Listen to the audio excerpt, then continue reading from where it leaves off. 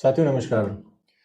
कल supreme court ने एक बहुत बड़ा धमाका कर दिया और सत्ताधारी सरकार की और कई पार्टियों की रात की नींद छीन ली। अब छीन कैसे ली ये मैं आपको बताता हूं। साथियों आपने नाम सुना होगा 2019 में एक फंडा चला था, सरकार ने चलाया था चंदे को लेकर, इलेक्टोरल बॉन्ड।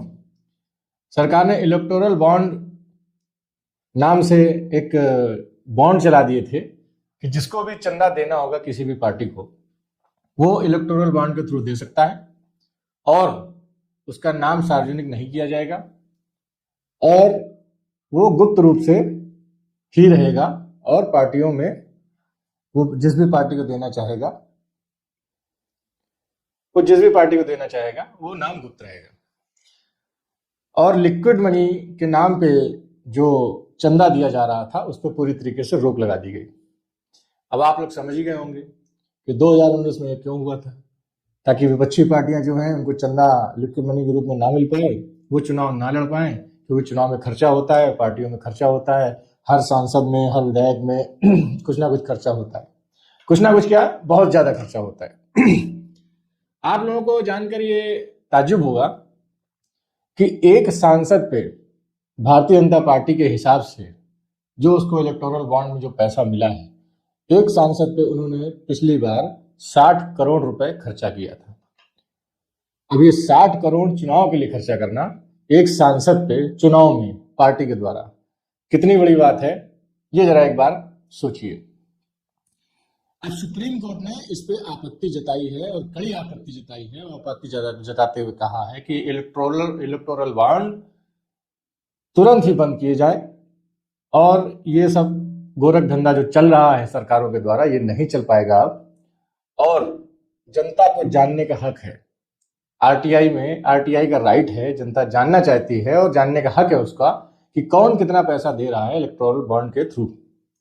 पहले ये होता था कि जो कंपनियां होती थी वो चंदा दे सकती थी राजनीतिक पार्टी को और वो भी मुनाफे का 10 से 17% के बीच में वो चंदा दे सकती थी, प्रॉफिट का।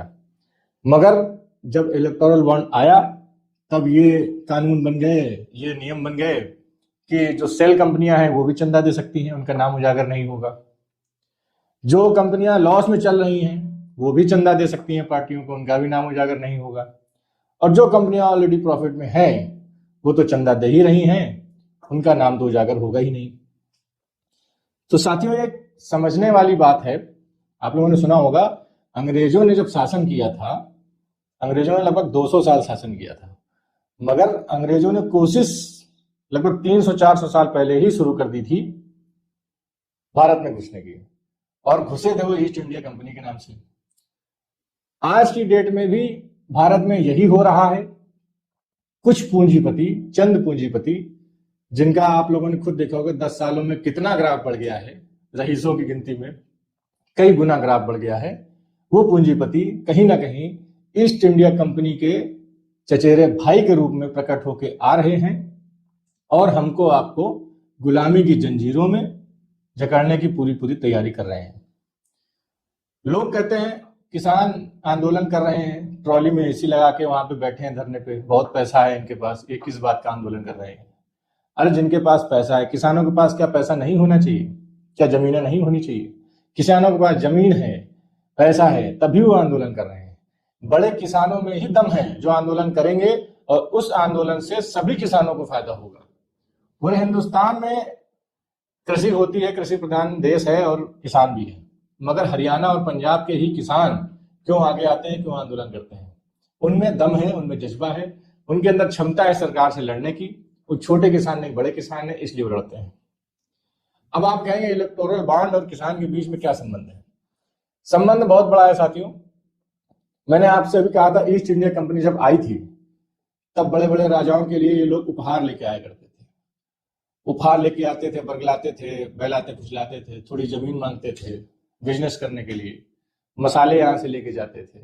धीरे धीरे वो जमीन पे कब्जा करने लगे, कब्जा करके फिर धीरे धीरे एडमिनिस्ट्रेशन लागू करने लगे, फिर नियम कानून लागू करने लगे, फिर अपना ही एडमिनिस्ट्रेशन वो चलाने लगे, लोगों को कर्जे में डुबोने लगे। राजा को उन्होंने घेर लिया चारों तरफ से। राजा क्या था? राजा था उसे कुछ पता नहीं था। राजा लोग, अपने हिंदुस्तान की वैसे भी हिस्ट्री रही है हजारों साल पुरानी की, हम लोग लड़ने में कभी विश्वास नहीं किए और बाहरी लोगों पर हमेशा भरोसा किया है, अपने घर के लोगों पर भरोसा नहीं किया है। इसीलिए हम लोग हमेशा लुटे हैं, इसीलिए हम लोग हमेशा पिटे हैं।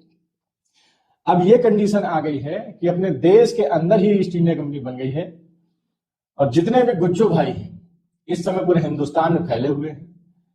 भारत की मैक्सिमम इकोनॉमी कही जाए, मैक्सिमम पैसा, मैक्सिमम फंड इस समय अगर है किसी राज्य में तो एकमात्र राज्य है वो गुजरात। इस समय गुजरात में जितना पैसा है आरबीआई का, भारत का, उतना किसी भी राज्य में नहीं है साथियों। ये जो इलेक्टोरल बॉन्ड का खेल चल रहा है, इस खेल को सुप्रीम कोर्ट ने सिरे से खारिज कर दिया और बंद कर दिया है और यह भी कह दिया है कि 2019 से लेके आज तक जितने भी इलेक्टोरल बॉन्ड के थ्रू जितनी भी पार्टियों को पैसा दिया गया है वो सार्वजनिक किया जाए और इसकी डेट चुनाव आयोग को दे दी गई है। चुनाव आयोग को यह आदेश दिया गया है कि आप सार्वजनिक करिए कि किस पार्टी को कितना पैसा इलेक्टोरल बॉन्ड के थ्रू दिया गया है और उस इलेक्टोरल बॉन्ड में किसने कितना पैसा दिया है, मतलब नाम भी उजागर करिए। अब आप समझ जाएंगे इसमें मिर्ची किस सरकार को लगने वाली है, क्योंकि विश्व की सबसे rice party Bharatiya Janata party कही जाती है, जो हर जिले में जिसका कार्यालय खुल गया है। सबसे ज्यादा दिक्कत, सबसे ज्यादा पेट में दर्द और बदहजमी भारतीय जनता पार्टी को होने वाली है। इसको जरूर दिक्कत होगी। अब 13 मार्च तक का टाइम दिया है सीजीआई ने, सुप्रीम कोर्ट ने, कि 13 मार्च तक आप सार्वजनिक करें कि किस पार्टी को किसने कितना पैसा दिया है।